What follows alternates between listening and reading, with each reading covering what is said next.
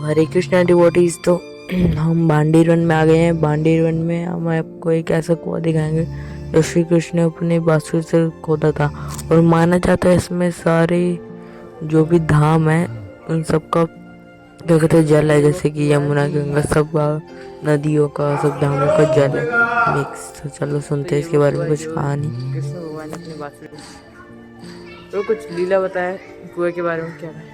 ये कुएं का वर्णन पहले तो भागवत जी का श्लोक लिखा हुआ है, वही तो वायुमानस्य चार्यंतस्य गोधनम भांडीरकम नाम बनम जगमु कृष्ण पुरोगम। ये भगवान श्री कृष्ण ने गौ हत्या के प्रायश्चित में बंसी से खोद के बनाया है कुआं। सारे तीर्थों का जल है इसमें।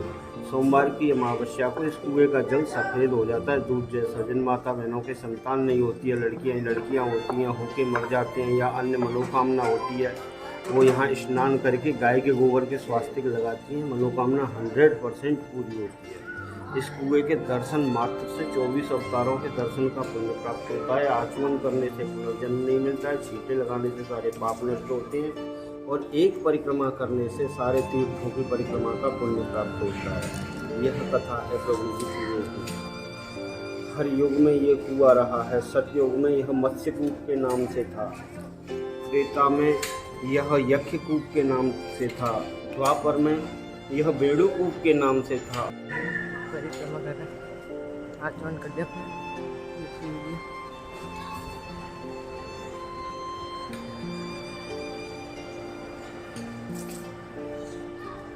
तो जो प्रभु ने बताया था भगवान के विवाह का मुकुट है, जो सामने चिन्ह बना हुआ है ना, यह जो चिन्ह बना हुआ है ये भगवान के विवाह का मुकुट है, जो दूल्हे का सेहरा होता है।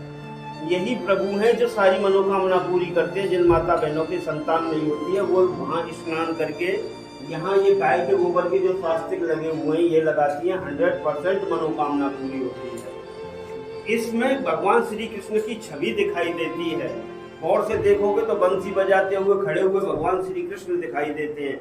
जिसको देगा ये समझ लो उसका कल्याण हो गया। भांडीर वन में वही इंसान का प्रवेश हो सकता है जो पहले राधा रानी की लीलाओं में सम्मिलित हो चुका है, विवाह में सम्मिलित हो चुका है।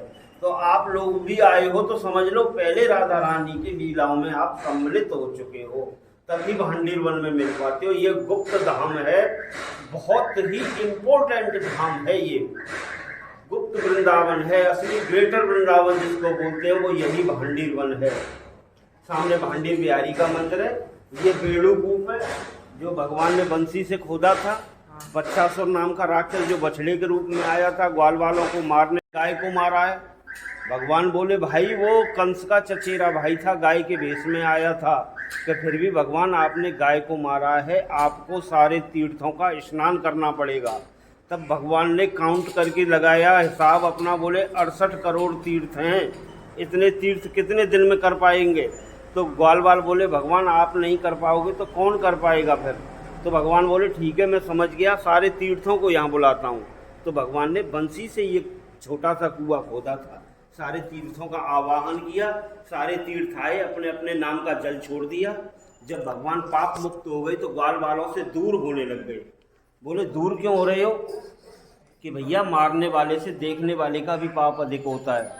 जब मैं मार रहा था आप लोगों ने नहीं रोका, लेकिन जब बाद में आप ज्ञानी बन रहे हो तो पाप तो आप लोगों का भी है। तो भगवान क्या किया जाए कि ये जो जल बचा हुआ है जिसमें मैंने स्नान किया है, आप लोग इसके छींटे लगा लो। तो आज भी मान्यता है जिन माता बहनों की संतान नहीं होती है, लड़कियां होती हैं, होके मर जाती हैं, शादी नहीं होती है या अन्य मनोकामना होती है, वो यहाँ स्नान करके गाय के गोबर के स्वास्तिक लगाती है, मनोकामना पूरी होती है। हाँ, जैसे कि आपने ये बताया ये